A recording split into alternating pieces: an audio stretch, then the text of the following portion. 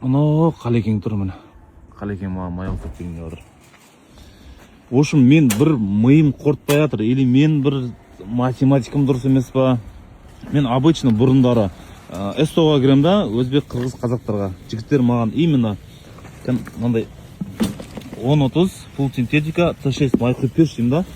Олар болды дейді да, $450, $460 шот шығарып береді, фильтрлармен бірге. И ушел.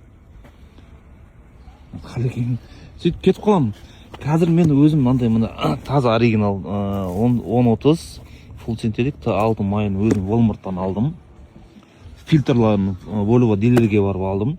Барлығы $440 болды, әлі ауыспағам. Қалай мен түсінбеймін.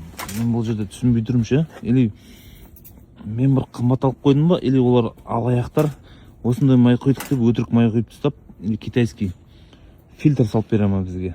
Что там?